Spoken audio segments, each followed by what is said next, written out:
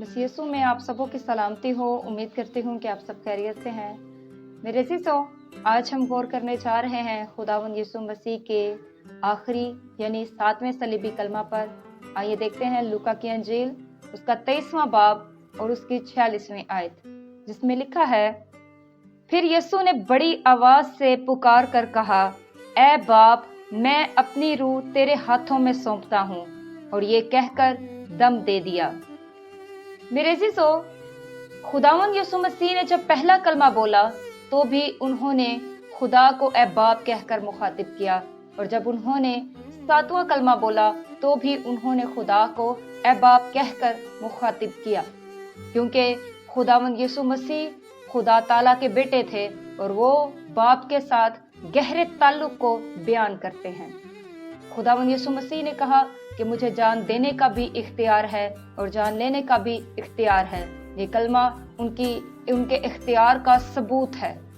ये कलमा जो है ये खुदावंद यीशु मसीह की रूह की सुपुर्दगी का कलमा कहलाता है, या फिर खुदावंद यीशु मसीह का बाप से मिलाप का कलमा कहलाता है, क्योंकि वो इस दुनिया से रुखसत होते हैं और अपनी रूह को अपने बाप के हाथों में सौंपते हैं।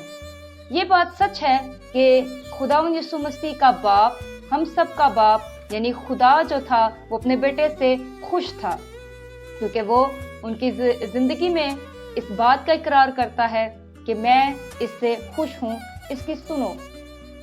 खुदावंद यीशु मसीह बाप का प्यारा बेटा था, जिससे उसका बाप निहायत खुश था, क्योंकि वो बाप की फरमाबरदारी में रहकर सारे काम को सरअंजाम देता था। खुदावंद यीशु मसीह इस दुनिया में आए ताकि निजात का बंदोबस्त करे, और जब उन्होंने सारे काम तमाम किए तो उन्होंने ये नारा लगाया कि तमाम हुआ। और इसके बाद अब कोई काम बाकी ना था, अब जरूरी था कि मौत पर गालिब आया जाए, और उन्होंने अपनी जान को बाप के हाथों में दे दिया, सुपुर्द कर दिया बाप के, क्योंकि वो बाप पर कामिल भरोसा रखते थे। खुदावंद यीशु मसीह का बाप पर ईमान बहुत मजबूत था और वो बाप से दूरी को बर्दाश्त नहीं कर सकते थे, इसलिए वो जब भी इस दुनिया में कोई भी काम करते थे बाप के साथ साथ रहकर करते थे, और वो बाप से कभी जुदा नहीं होता था। खुदावंद यीशु मसीह अपने बाप की ताबेदारी में रहे, और जैसा बाप ने उनसे कहा उन्होंने वैसा ही सब कुछ किया। आज इस कलमे से सीखने की बात यह है कि जिस तरह कि आज हम सब खुदावंद यीशु मसीह पर ईमान को कायम रखें और खुदा के साथ ताल्लुक में रहें, ना सिर्फ मुश्किलों में, ना सिर्फ दुखों में, ना सिर्फ परेशानियों में हम खुदा के साथ ताल्लुक में रहने की कोशिश करें, बल्कि मेरे अजीजों, आप अपनी खुशियों में भी खुदा के साथ साथ चलते रहें। और अपनी जिंदगी में जरूरी है कि हम अपनी जिंदगी में खुदा को अपनी रूह सौंप दें, क्योंकि वही हमारी रूह का मुहाफिज है, वही हमारी जान का, हमारे बदन का मुहाफिज है, और वो हम पर कामिल इख्तियार रखता है।